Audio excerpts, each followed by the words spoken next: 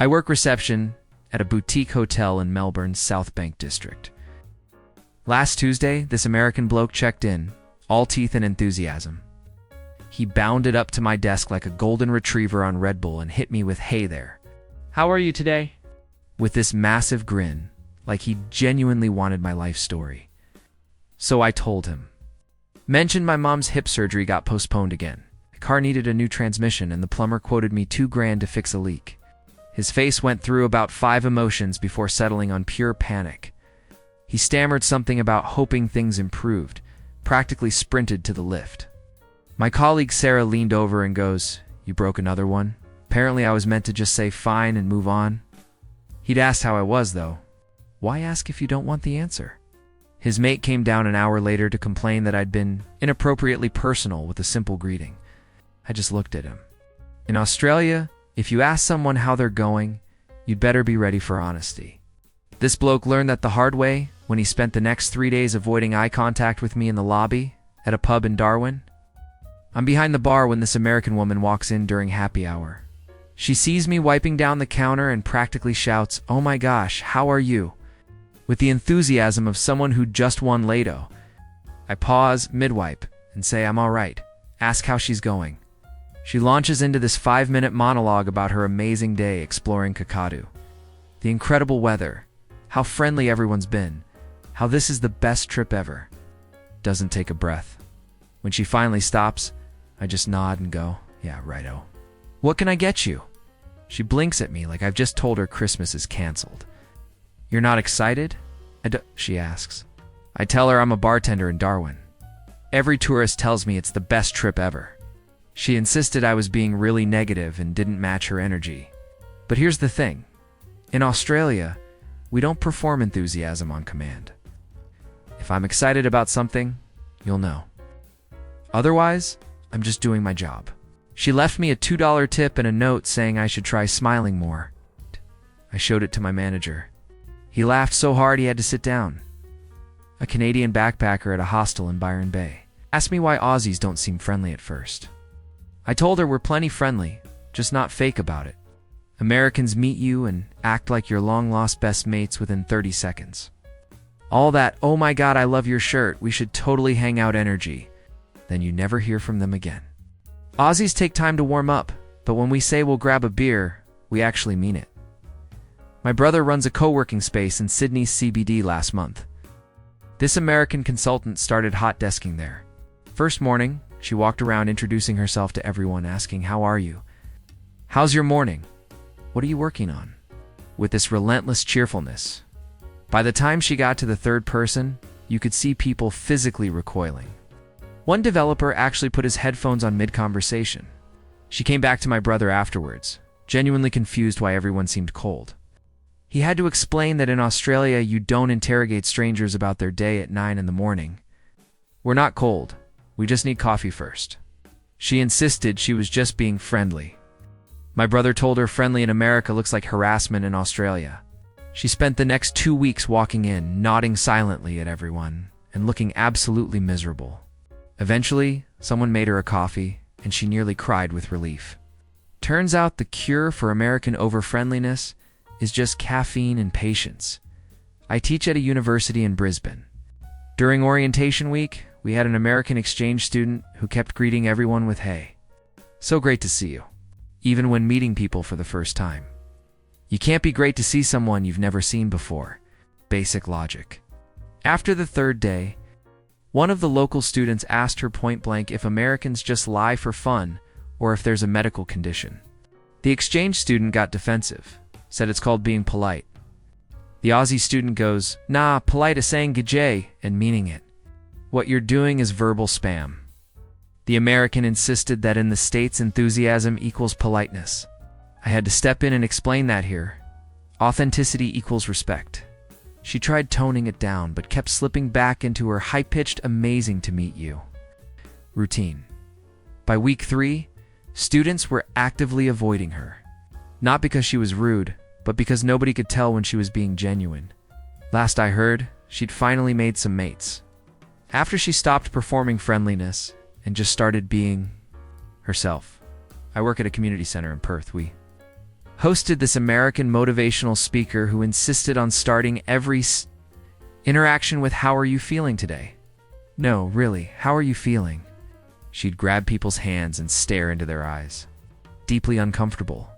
One elderly bloke told her he felt like she was about to sell him something. She laughed like he was joking, but he wasn't. She told him she just wanted to create meaningful connections. He said meaningful connections don't happen in 5 seconds with a stranger who smiles too much.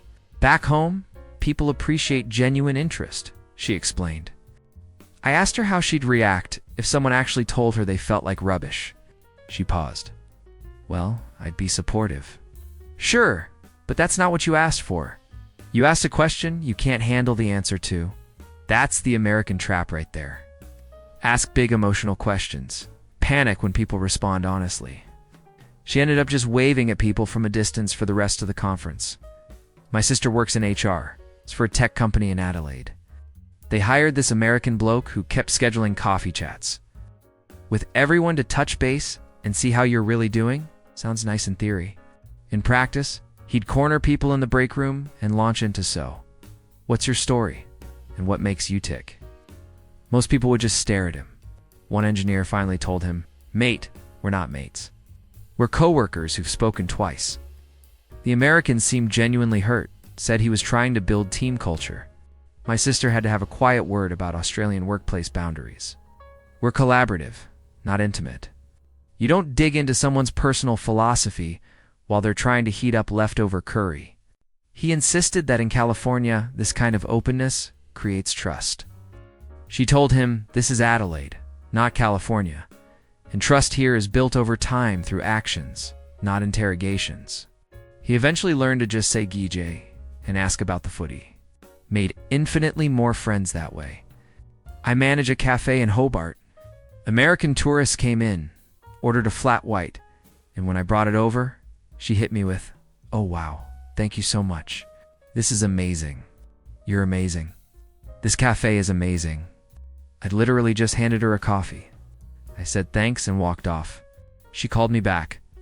"I was giving you a compliment." "I know," I said. She looked confused. "You're supposed to say something nice back." "Why?" She insisted that's how gratitude works. In America, you throw compliments back and forth like a tennis match. I told her in Australia, excessive praise makes people uncomfortable.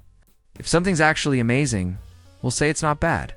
She spent 10 minutes trying to convince me I should be more receptive to kindness. I told her I was being receptive. I just wasn't going to perform joy over a standard transaction. She left a 5-star review online saying the coffee was excellent, but the staff doesn't know how to accept praise. My boss laughed and printed it out for the wall. My cousin manages a restaurant in the Gold Coast. This American family came in for dinner. When the server asked how everything was, they erupted like she'd just announced they'd won a car. Incredible. This is the best meal we've ever had. You're doing amazing. Server just nodded and said no worries. The dad looked offended. Did you hear what we said? So you don't care that we love it?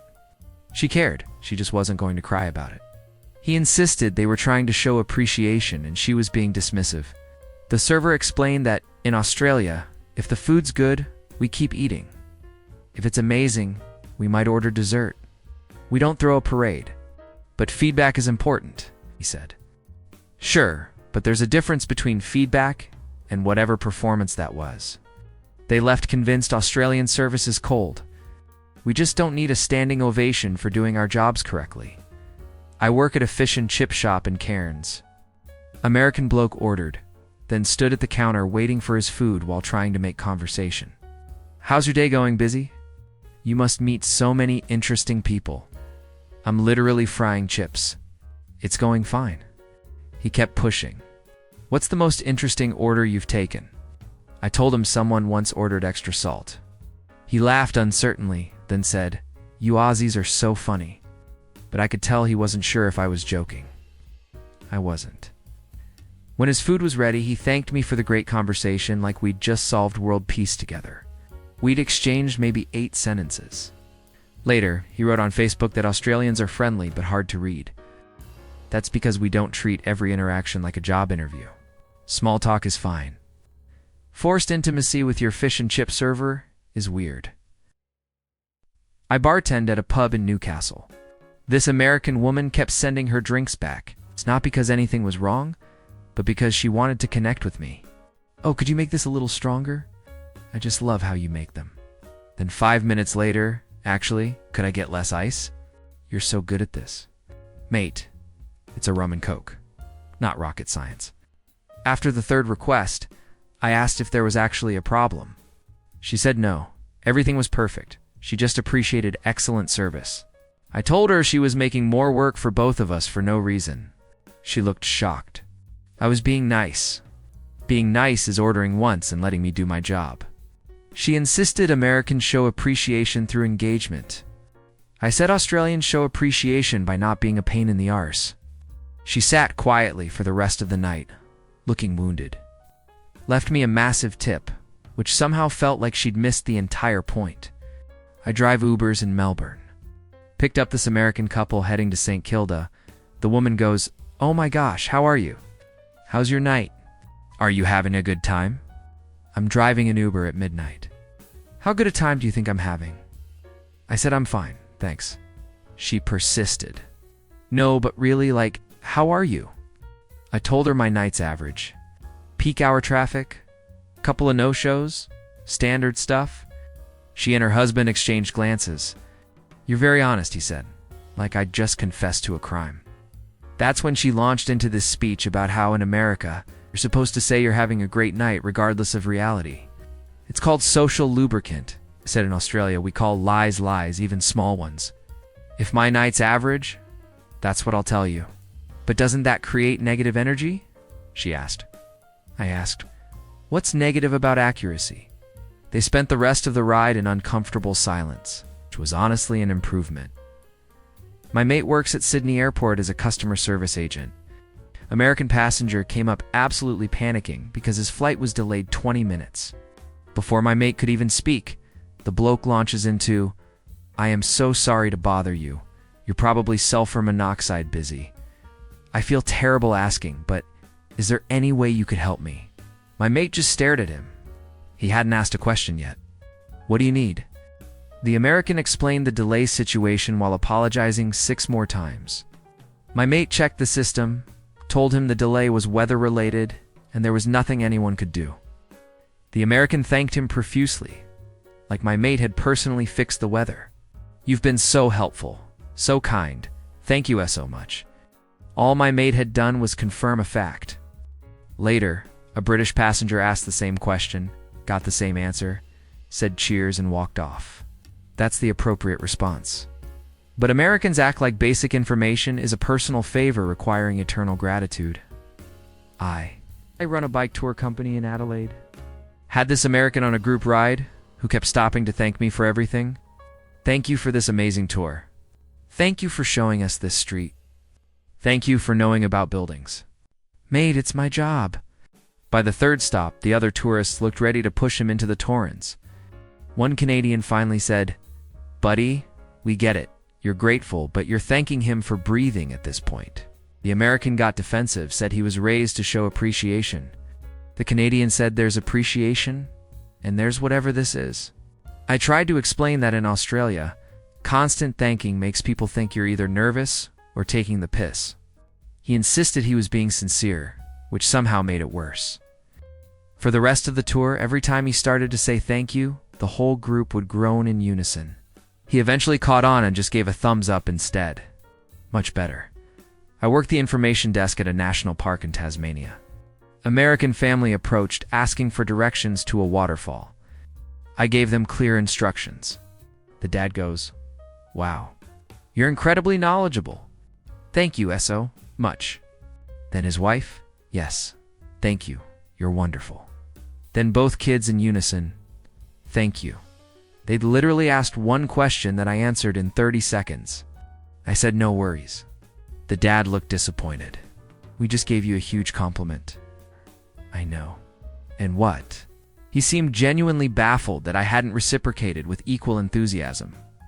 In America, when someone praises you, you praise them back. Because that's polite? I told him, polite in Australia is answering the question properly, which I did. He muttered something about Australian communication being transactional. Yeah, because that's what it is. I give you directions, you go to the waterfall. We don't need to validate each other's existence in the process. The fundamental difference is Americans use friendliness as a default setting. Australians use it as an earned response. You can't manufacture genuine connection through enthusiasm and compliments. When an American asks, "How are you?" they are performing a social ritual.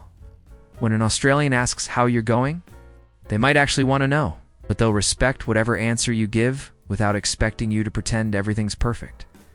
We'd rather have an honest interaction than a pleasant lie. That American bloke from the hotel eventually checked out. On his way to the lift with his bags, he stopped at my desk. "I get it now," he said. "You weren't being rude that first day. I just asked a question I didn't want the answer to." Exactly. He asked how I could tell the difference between genuine American friendliness and the performative kind. I told him you can't. That's the whole problem. His face fell. Then I grinned and said I was taking the piss. He laughed, proper laugh, and goes, "See? Now that felt real." Precisely, mate.